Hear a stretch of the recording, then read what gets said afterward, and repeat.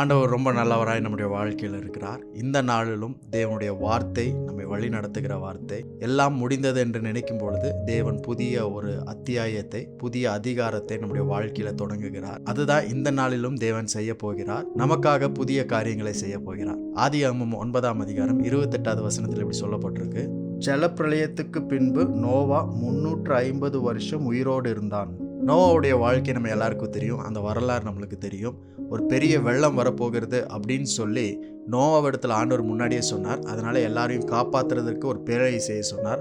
அதில் எல்லாரையும் போகணும் அப்படின்னு சொல்லி தேவனுடைய திட்டமாக இருந்தது. அப்போ எல்லாம் நினச்சிட்டாங்க, ஈவன் இன்க்ளூடிங் நோவா கூட என்ன நினச்சாருன்னா, அவ்வளோதான், உலகத்திற்கு ஒரு அழிவு வரப்போகுது, உலகத்திற்கு ஒரு முடிவு வரப்போகுது அப்படின்னு சொல்லி தான் அந்த பேழையை அவர் உண்டாக்குனார். அதே போல் மழை வந்தது, வெள்ளம் வந்தது, எல்லாரும் அழிக்கப்பட்டார்கள், நோவாவுடைய குடும்பம் காப்பாற்றப்பட்டது. ஆனால் அந்த வசனத்தில் நம்ம படிக்கும் பொழுது அந்த வெள்ளத்திற்கு அப்புறம், ஜலப்பிரளயத்துக்கு அப்புறம் நோவா 350 வருடம் உயிரோடு இருந்தான் அப்படின்னு சொல்லப்பட்டிருக்கு.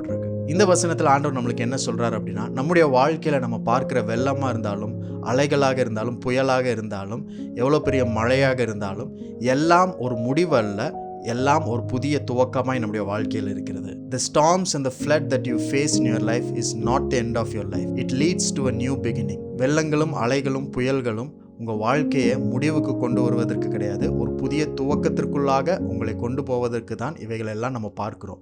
ஆகவே எந்த நிலையில் நீங்கள் இருந்தாலும், எவ்வளோ பெரிய புயலை நீங்கள் பார்த்தாலும், எவ்வளோ பெரிய சோர்வு உங்கள் வாழ்க்கையில் இன்றைக்கு இருந்தாலும், எல்லாமே ஒரு புதிய துவக்கத்திற்கு நேராக, புதிய ஆரம்பத்திற்கு நேராக உங்களை வழி நடத்துகிறது. உங்களுடைய வாழ்க்கையின் பயணம் இன்னும் முடியவில்லை, அதற்கு ஒரு மறுபக்கம் உண்டு. Always see the other side of the storm. இன்றைக்கு ஒரு வேளை உங்கள் வாழ்க்கையில் நீங்கள் கலங்கி போய் நம்பிக்கை இல்லாமல் இருக்கலாம். வாழ்க்கை ஒரு முடிவுக்கு வந்துருச்சு, இதுக்கப்புறம் நம்ம என்ன செய்ய போகிறோம்னு தெரியல அப்படின்ற ஒரு பெரிய கேள்விக்குறி, பெரிய சந்தேகம் உங்கள் வாழ்க்கையில் இன்றைக்கு நிலவி கொண்டு இருக்கலாம்.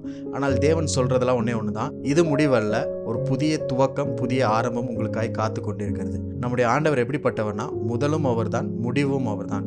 He is the Alpha and Omega. அவர்தான் அல்பாவும் ஒமேகாவும் ஆனவர். ஸோ எல்லாவற்றையும் துவங்குகிறவரும் அவர்தான், எல்லாவற்றையும் முடிக்கிறவரும் அவர்தான். உங்களுடைய வாழ்க்கையில் ஏதோ ஒரு காரியத்தில் நீங்கள் முடிவு அடைஞ்சிட்டீங்க, இதுதான் முடிவு அப்படின்னு சொல்லி நீங்கள் நினச்சிட்டு இருந்தீங்கன்னா, ஆண்டவர் ஒரு புதிய துவக்கத்தை, புதிய ஆரம்பத்தை நீங்கள் பார்க்கும்படிக்கு இந்த நாளை கொடுத்திருக்கிறார். ஸோ இன்றைக்கும் மகிழ்ச்சியாக, சந்தோஷமாக, விசுவாசத்தில், நம்பிக்கையில் நில்லுங்க. ஏனென்றால் இந்த நாள் உங்களுக்காக தேவன் கொடுத்திருக்கிறார். ஒரு புதிய ஆரம்பத்திற்கான விதையாக இந்த நாள் ஆண்டவர் கொடுத்திருக்கிறார். அதற்காக ஆண்டவருக்கு நன்றி செலுத்துங்க. இன்றைக்கும் கர்த்தர் உங்களை ஆசீர்வதித்து வழி நடத்துவார்.